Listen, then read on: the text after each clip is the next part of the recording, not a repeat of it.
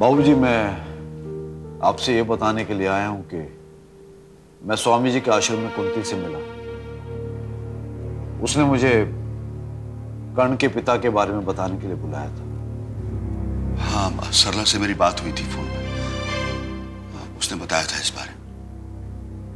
बाबूजी, इस बारे में मुझे कोई उम्मीद भी नहीं थी और मैंने कभी सोचा भी नहीं था कि कर्ण का पिता मन होगा। लेकिन तुम्हें शक तो था ना उस पर? हाँ बाबूजी, वो इसलिए कि वो कर्ण को क्यों वापस लाना चाहता है और अचानक उसके दिल में कुंती के लिए हमदर्दी क्यों पैदा हो गई। मैं ये सवाल लेकर आपके पास भी आया था कि मन इतना इंटरेस्टेड क्यों है, लेकिन आपने भी मेरी बात का कोई जवाब नहीं दिया। मैं क्या जवाब देता तुम्हें रोहित? मैं इस सच्चाई को लेकर बहुत घबराया हुआ था और चाहता ही नहीं था कि कुंती मन के बारे में तुम्हें बताए। बाबूजी, आपको किस बात की घबराहट थी?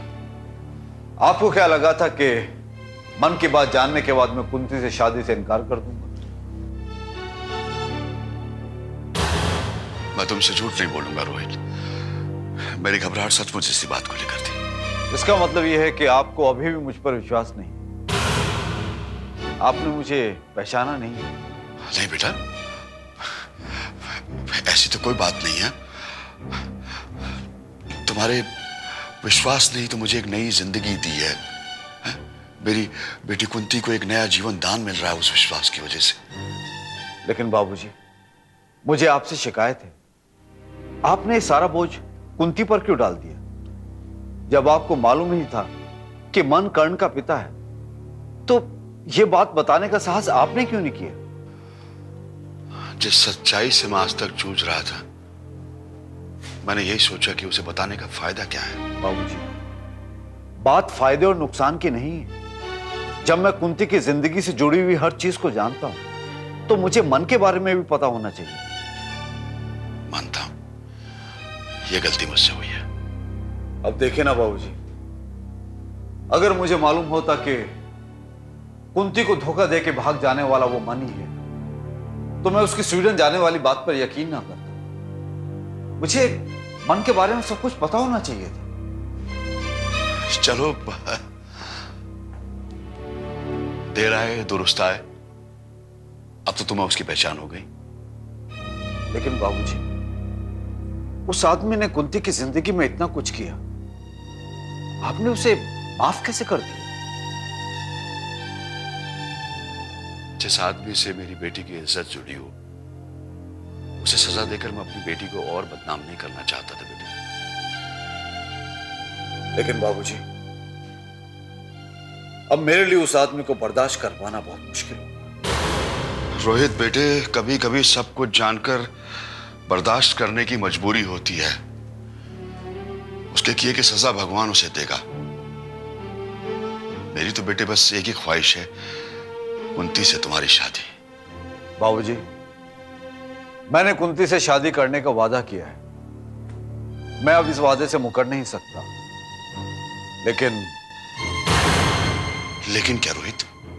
बाबूजी, मैं ये सब जान करके कर्ण का पिता मन है, कुंती के लिए सब कुछ बर्दाश्त कर लूंगा।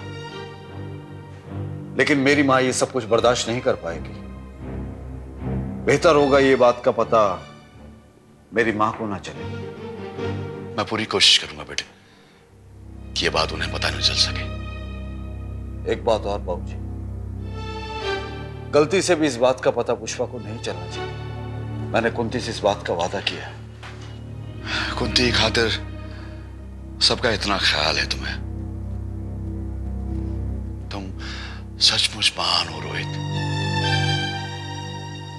मेरी बेटी तुम्हें पति के रूप में पाकर धन्य हो जाएगी।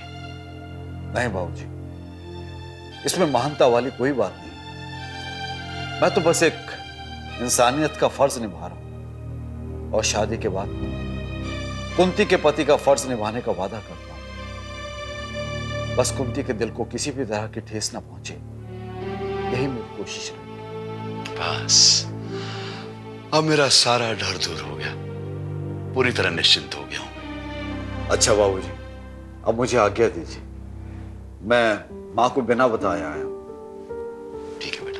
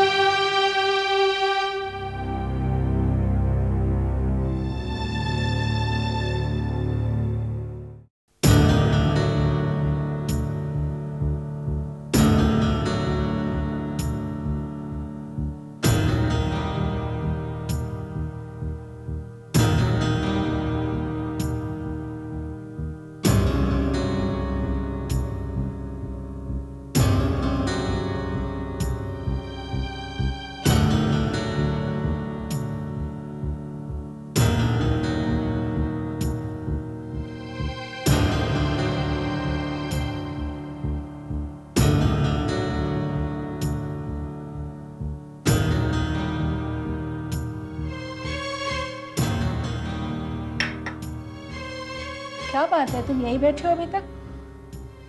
क्या सोच रहे हो? ऑफिस नहीं जाना तुम्हें? माँ, मैं रात भर से सोया नहीं हूं। बस रह रहकर एक ही बात दिमाग में आती है कि कुंती ने रस्तोगी से न जाने मेरे बारे में क्या कहा। यही सच्चाई बताई होगी कि तुम उसके बेटे के पिता हो।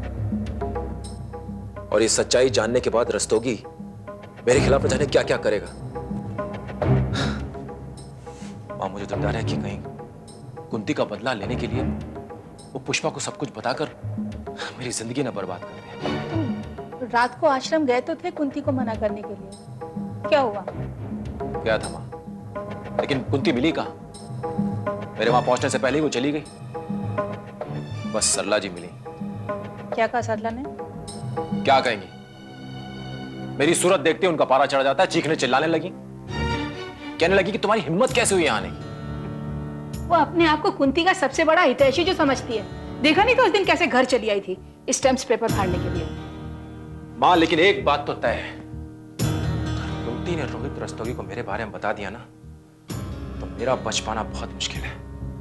मेरी सारी तैयारी में पानी फिर जाएगा मां। मुझे तो ये समझ में नहीं आ रहा है कि जो कुंती अब तक चुपचाप बैठी हुई थी, अचानक रोहित रस्तोगी को सच्चाई बताने के लिए कैसे तैयार होगी? उसे अपनी कोई चिंता नहीं है क्या?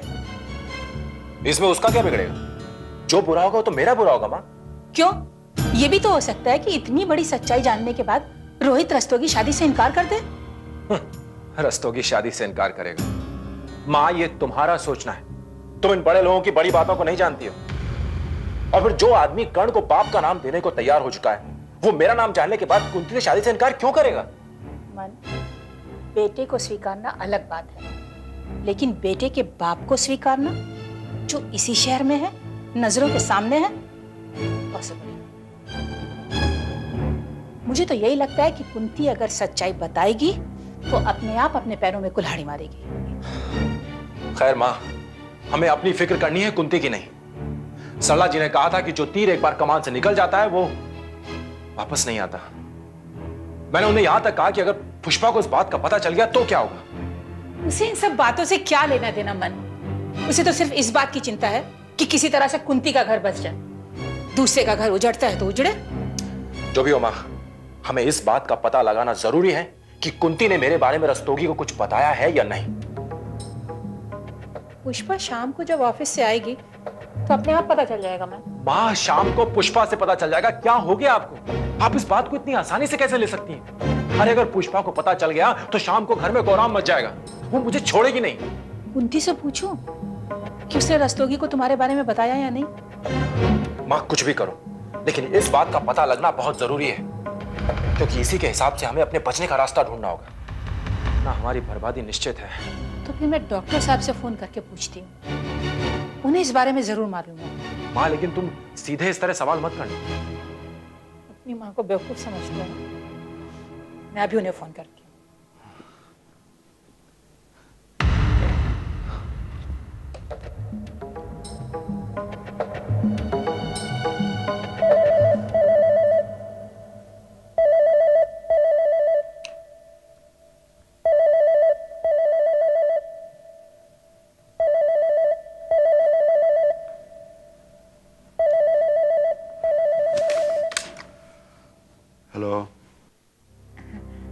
रत्ना बोल रही हूँ डॉक्टर साहब। नमस्ते। हाँ बोलो। डॉक्टर साहब, आप तो अपनी बेटी की शादी की तैयारियों में इतना बिजी हो गए कि हम लोगों से बात करने की फुर्सत ही नहीं है आपको। हाँ फुर्सत तो नहीं है, अकेला हूँ ना। अकेला मत समझिए अपने आप को, हम लोग हैं ना। आप बेटी की शादी करने जा रहे हैं और बेटी की शादी में मदद करना तो पुण्य की बात होती है। हम लोगों के लायक कोई काम हो तो जरूर बताइएगा। जरूर। बस यही बताने के लिए फोन किया था। बाकी सब ठीक है ना? हाँ सब ठीक है। अच्छा तो फिर मैं रखती हूँ। नमस्ते। नमस्ते। क्या हुआ माँ? उनकी बातों से तो ऐसा कुछ भी नहीं लग रहा है मन। वो तो पहले से ज्यादा रिलैक्स्ड लग रहा है। इसका क्या मतलब हो सकता है? इसका सीधा सा मतलब ये है कि कुंती ने रस्तोगी को कुछ भी नहीं बताया, वरना डॉक्टर साहब चुप बैठने वाले नहीं थे, अब तक यहाँ आ गए होते। चिंता छोड़ो और ऑफिस जाने की तैयारी करो। ठीक है माँ, तैयार होता हूँ।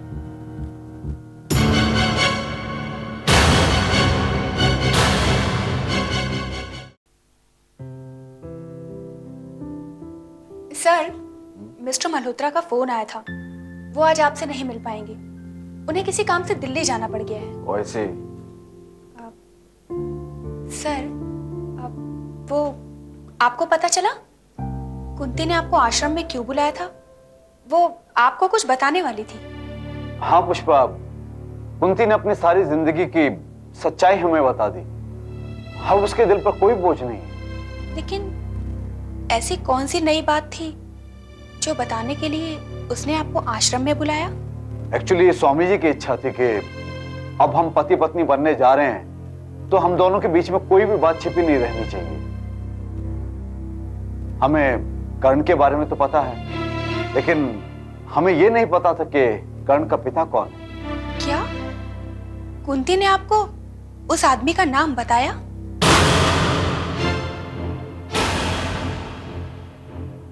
हाँ पुष्पा, अब बच्चा है तो पिता तो होगा ही ना। लेकिन सर, वो है कौन?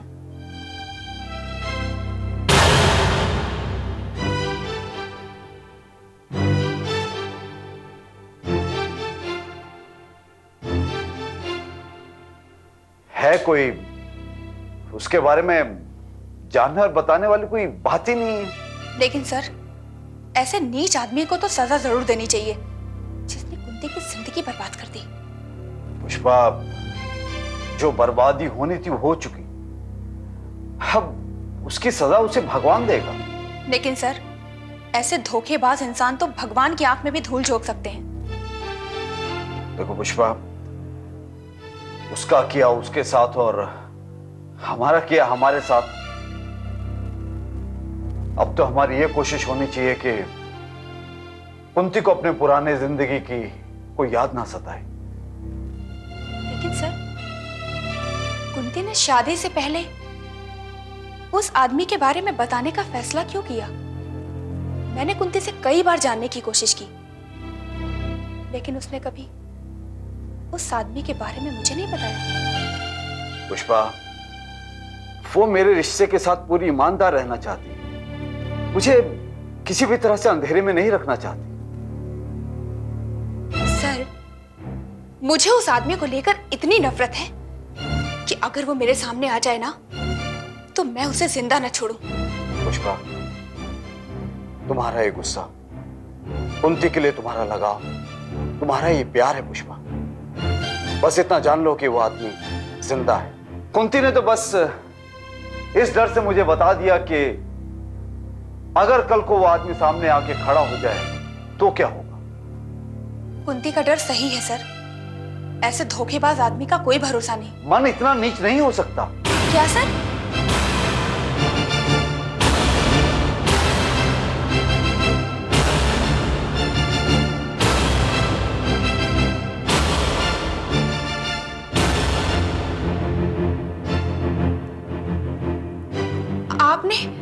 आपने क्या कहा सर?